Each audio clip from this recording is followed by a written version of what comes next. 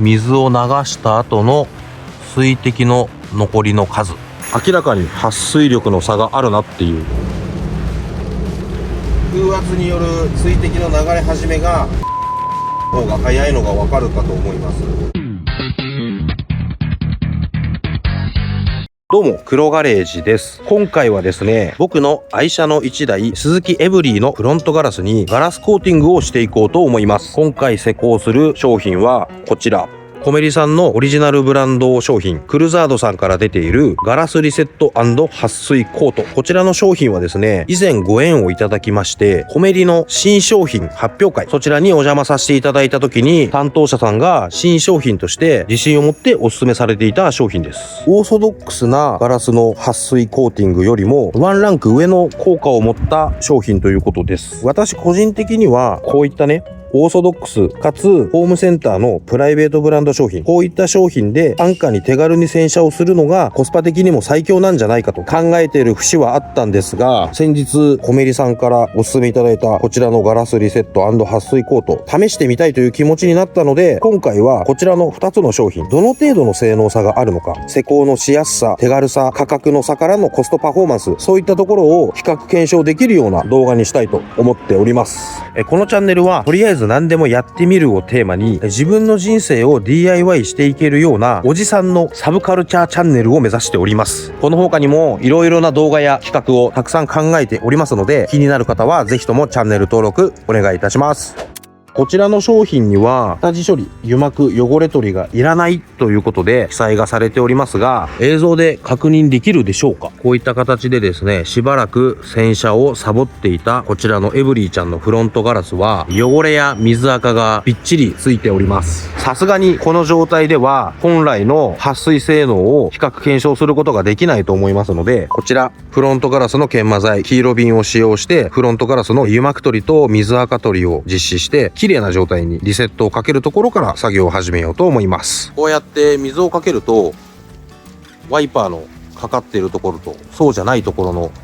汚れの違いというか撥水の違いよくわかると思います。やっぱりね、黄色瓶でフロントガラスをリセットする判断は間違いじゃなかった、そんな感じがしますので、速やかにね作業を進めていってしまおうと思います。ということでこんな感じでゴシゴシと施工をしていくんですが、ちょっとね水分量が多かったので雑巾で水分を拭き取ってます。黄色瓶を使ってねフロントガラスをリセットするときはこびりついた水垢汚れなんかをねかき落とすっていう意味でですね、力を入れてゴシゴシと磨いていきます。途中ねこういったボトルタイプの黄色瓶の液剤コンパウンドなんかも継ぎ足しながらゴシゴシゴシゴシと磨いていきます。磨きが完了したら水で流して落ちきってないところはね雑巾などで撫でてあげて汚れを落として完了という形でございます。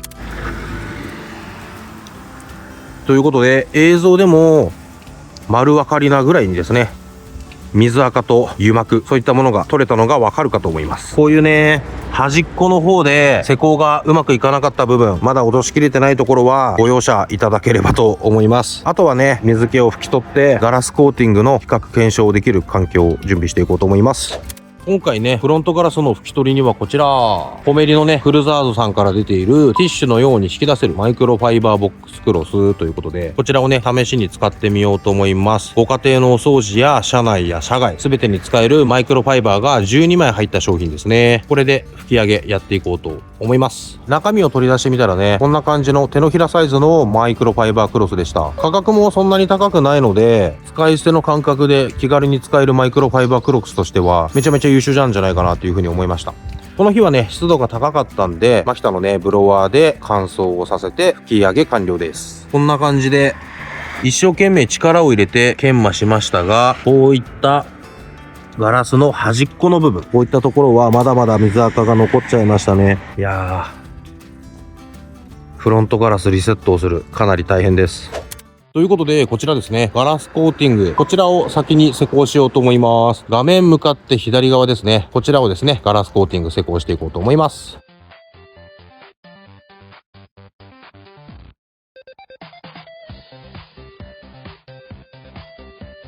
ということで画面向かって右側助手席側にはこちらのクルザードのガラスリセット撥水コートを施工していこうと思います。中身はこんな感じ。もうこれしか入ってません。この薬剤をこのスポンジに染み込ませて施工をしていくだけっていう感じですね。容量も大容量なので何度も撥水コートをかけられそうですね。実際に施工していこうと思います。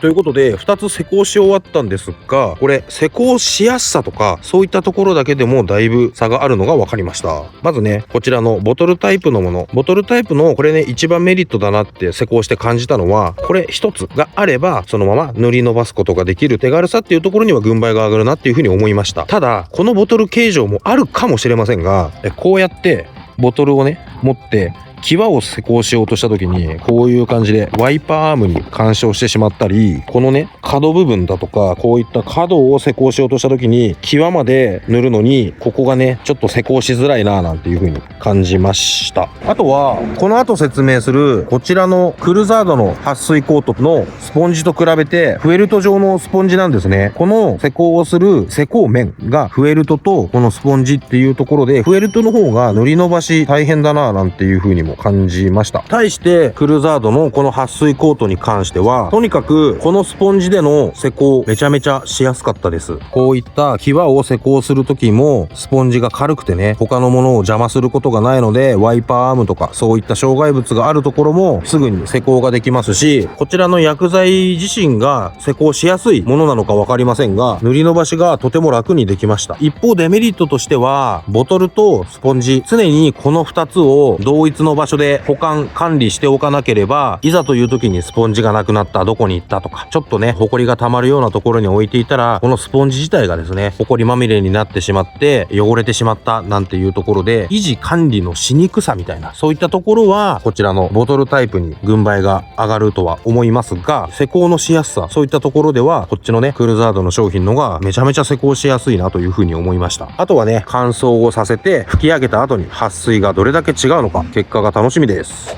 ということで吹き上げにはこちら、先ほどですねフロントガラスをリセットした時に水分を吹き上げるために使ったマイクロファイバークロスで拭いてみたんですが、もうね吹き上げをした時の吹き上げの感触がもうすでに全然違いました。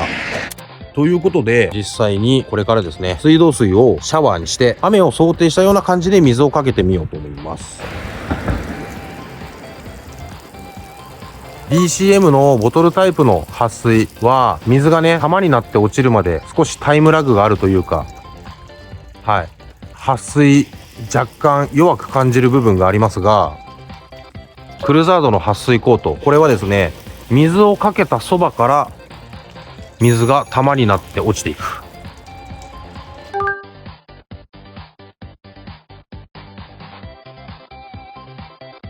水かけてるところをアップで撮影してみますか。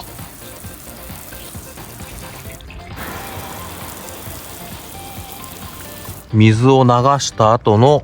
水滴の残りの数、ここは一目瞭然かなっていう感じがしますね。これは明らかに撥水力の差があるなっていう感じでございますね。ということで実際に走ってみての水はじきの差っていうのをちょっと見てもらえればと思うんですが、どうでしょう。感動で出す十キロぐらいの速度で風圧による水の流れ始め、水滴の流れ始めが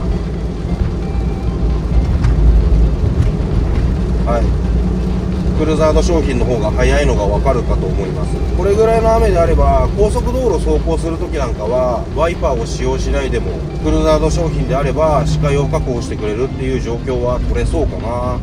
どこまでちょっと映像撮れたか分かんないですけど、この映像で皆様により伝わればと思います。ということで本日撮影していた場所が幹線道路に面しているということで音がうるさいので室内に避難してまいりました。今回はですねクルザードのフロントガラスの撥水コートの動画を撮ってみましたが、価格差に関しましてはクルザードでのね商品でこういったボトルタイプのものはないということですが、おそらく価格帯のボトムというのが498円、今はもう598円からぐらいなのかな。ホームセンターの PB 商品であるとそれぐらいの価格になってくるもので、こちらの商品に関しては1280円。これまでね安価なもので手軽に洗車をするんであれば、これだけ使ってればフロントガラスの撥水に関しては十分だろうっていう風にね僕自身考えていたんですが、今回この撥水コートの手軽さ、施工のしやすさ、そういったところをね、考えると、考えを改める必要があるなというふうに感じさせていただきました。一度はこちらの撥水コート、ご自身で施工して試してみるっていうことをお勧めします。ご自身で体感されてね、こちらの撥水コートを使用した結果ね、やはりボトルタイプの方が安価で施工しやすいよ、保管管理もしやすいよっていう形であれば、それはそれで構わないと思うんですけれども、いずれにせよ、この施工のしやすさ、